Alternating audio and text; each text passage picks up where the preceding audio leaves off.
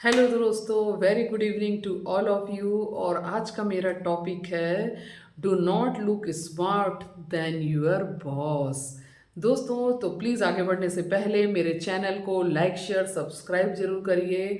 और मैं this is doctor Shweta, very welcome to my channel. In this channel मैं आपको बताती हूँ कि अपनी लाइफ को इजी कैसे बनाया जाए, अपने बिजनेस को कैसे ग्रो करें, डेली वाइज पे ग्रेटिट्यूड कैसे प्रैक्टिस करें, सेल्फ टॉक कैसे करें एंड सो ऑन। मेरा उद्देश्य केवल आपको लॉ ऑफ अट्रैक्शन सिखाना नहीं है, मैं व्यवहारिक जीवन के बारे में भी बताती हूँ।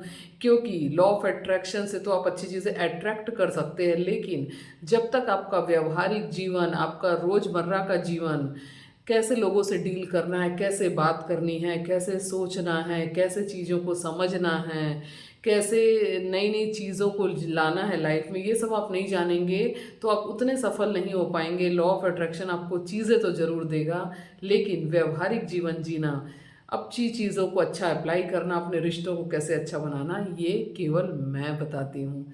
तो दोस्तों, आज का बहुत अच्छा टॉपिक है do not look smart than your boss. दोस्तों, बहुत बार होता है कि हमारे कोई बॉस, ये स्पेशली उन लोग के लिए बहुत अच्छा है जो ऑफिस में काम करते हैं, ऑफिस वर्कर हैं या कोई भी जॉब वर्कर हैं। तो दोस्तों, बहुत बार ऐसा होता है कि हम अपने बॉस के सामने कुछ ज़्यादा ही ओवर स्मार्ट बनते हैं, है ना। हम सोचते हैं, जैसे मैं अपने क्लिनिक में ये चीज़ देखती हूँ कि जब हम बहुत पुराने होते चले जाते हैं, बहुत पुराने होते चले जाते हैं, मेरे जैसे कई स्टाफ होते हैं बहुत पुराने हो जाते हैं, तो वो समझते हैं कि मैं अपने बॉस से ज़्यादा जानने लगी हूँ।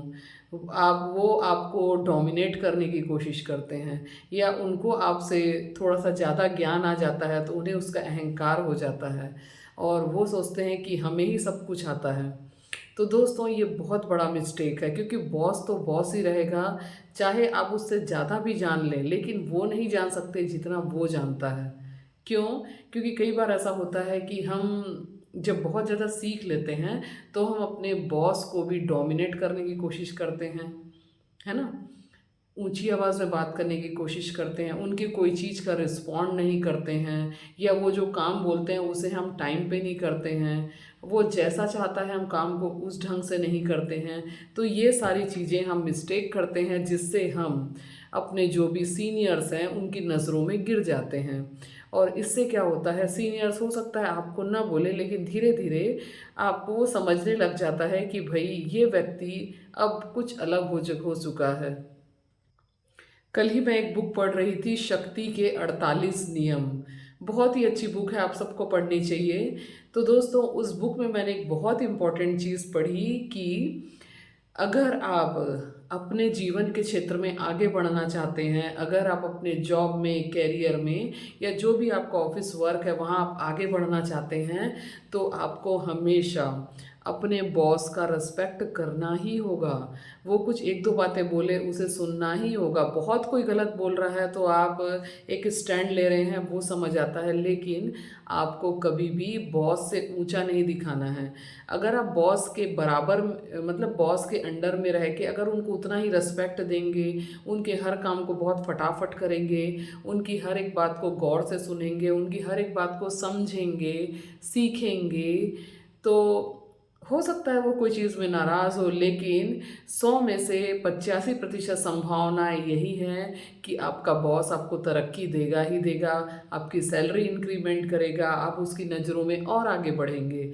लेकिन उसका उल्टा, अगर आप अपने आप को ज़्यादा समझने लगे, आप अपने आप को समझने लगे अरे मुझे तो सब कुछ आता है, या कोई और भी आपके यहाँ कोई क्लाइंट आ रहे हैं, उसको आप हैंडल करने बॉस के बराबर में आप अपने आप को बहुत ज़्यादा ऊंचा दिखाने लगे, तो वो बॉस है, वो कुछ नहीं बोलेगा आपको, लेकिन वो धीरे धीरे समझ जाएगा कि अब ये व्यक्ति मेरे काम का नहीं रहा।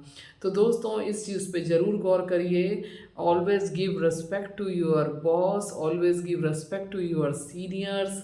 हर किसी को सम्मान दीजिए, वो जो बोलते हैं उसे बहुत ध्यान से सीखिए, और उनको समय समय पे एहसास कराइए कि वो आपके लिए बहुत ज़्यादा मूल्यवान हैं, और उनके जैसा बॉस तो पूरी दुनिया में ही नहीं है। अगर आप ऐसा उनको एहसास करा सके तो आपको तरक्की करने के रास्ते पे कोई रोक नहीं सकता। ओके दोस्तों, thank you so much, bye bye.